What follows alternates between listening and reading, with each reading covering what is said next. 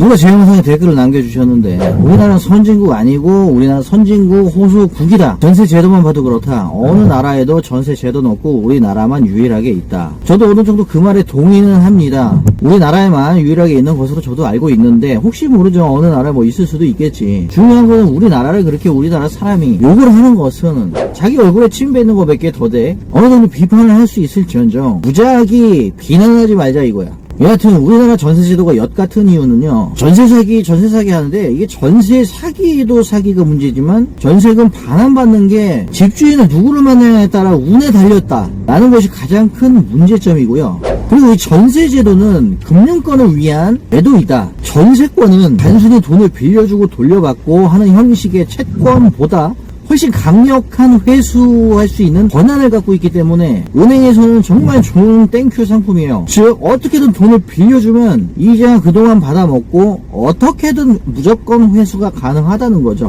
100%는 아니어도 회수 자체가 무조건 가능하다. 우리 왜 그냥 아는 사람한테 뭐 1,200만원 빌려주고 차용증 써줘봐야 안 주면 그만 아니에요. 솔직한 얘기로 못 받잖아. 근데 전세권은 무조건 받는다. 무조건. 그러한 측면에서 은행은 굉장히 좋은 상품이죠. 한편으로는 내 집 마련을 아직 못한 사람이 전세대출을 이용해서 일반 월세보다 3분의 1 가격으로 거주할 수 있는 굉장히 스펙타클한 그런 제도예요. 문제되는 것이 무엇이냐면 이게 문제가 발생했을 때 보완할 수 있는 장치가 하나도 없다라는 것. 그나마 허브 보증보험 말고는 아무런 대책이 없다라는 거죠. 이거에 대해서 법을 보완을 할 국리를 안 하고 맨날 무슨 홍길동이 법, 무슨 임꺽정이 법, 무슨 아무개의 법, 김영란법 만들면 공무원 청탁 안 들어가나? 물론 어느 정도 효과가 있겠지만 그런 거 만들 게 아니라 뭐 밀양 집단 강간한 애들 촉법소년이라고 봐주지 말고 이런 애들 그냥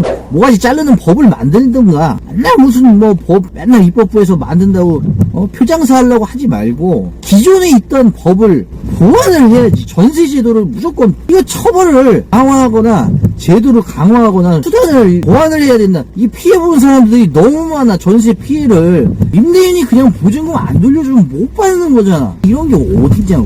특히나 우리가 전세로 들어가기 전에 여러 가지를 많이 나름대로 준비를 하고 들어가요. 뭐 여러 가지가 있겠지만 첫 번째, 매매가의 80% 이하의 저당이 잡혀있는 물건은 비교적 안전하니까 괜찮다. 안 괜찮아. 이 잣대가 의미하는 건 뭐냐면 집주인이 대출을 적게 받았으면 돈이 좀 그나마 여유가 있겠구나. 집주인이 대출이 높아.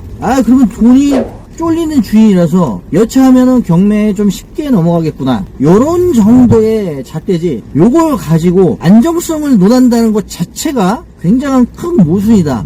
굉장히 문제 있는 겁니다. 그냥 하나의 지표로만 생각을 하셔야지 요게 중심점이 돼서는 안 돼요. 자, 두 번째, 집주인의 나이가 60세가 이상이 되어야 한다. 60세가 아니라 차라리 6살이 나아. 60세 넘은 아저씨가 사기를 더 많이 치겠어? 아니면 차라리 순수한 6살이 낫겠어? 이러한 잣대는 말도 안 돼요. 60세가 넘어가면 좀 연륜이 있고 경험이 풍부하고 나이가 있어서 무게가 있고 해서 남의 돈 갖고 장난을 안 친다라는 그런 기준을 누가 만든 건지 모르겠는데 이건 굉장히 위험합니다. 사기꾼이 60살 넘어가면 갑자기 교화가 돼요? 갑자기 각성이 돼? 갑자기 정신 차려 그분을 만나? 갑자기 뭔가 어디에 비기가 되는 거야? 60살 넘으면? 이러한 말도 안 되는 거를 잣대로 삼아서는 안 됩니다. 이건 지표로도 삼아서는 안 돼요. 자, 세 번째, 보증보험에 가입이 되어야 한다.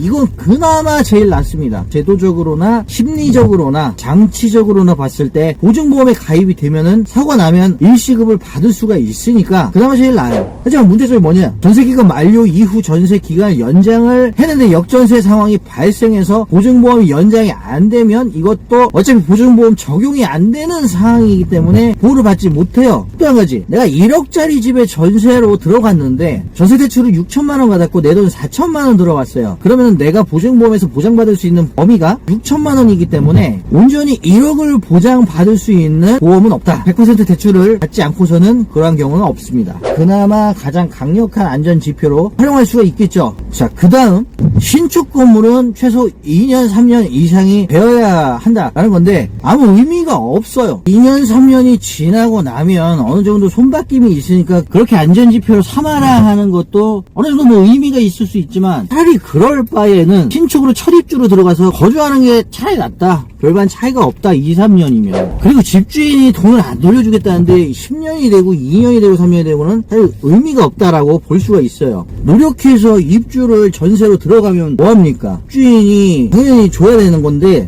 문에 달렸다라는 게 참 전세제도가 엿 같다고 제가 처음에 말씀을 드린 거예요. 그러면 도대체 어떤 주인을 만나야 되느냐? 이런 주인을 만나면 됩니다. 평생 살면서 남의 돈 빌리는 것을 죄스럽게 여기는 주인, 그런 주인을 만나시면 돼요. 그러면은 떼먹힐 가능성이 보증보험 가입하는 것보다 오히려 더 안전할 수가 있어요. 난 평생 살면서 남의 돈 10원 한 장 빌린 적이 없는 사람이요. 당신이 나에게 국밥을 샀으면 나는 당신에게 수육 한 접시를 대접하겠소 라는 마인드를 갖고 있는 그러한 주인, 아니면 등기부등본에 대출이 아예 없는 주인. 근데 여기에 낚이시면 안 돼요. 대출이 아예 없는데 알고 보니까 대출이 90% 이상 잡혀 있는 경우도 있어요.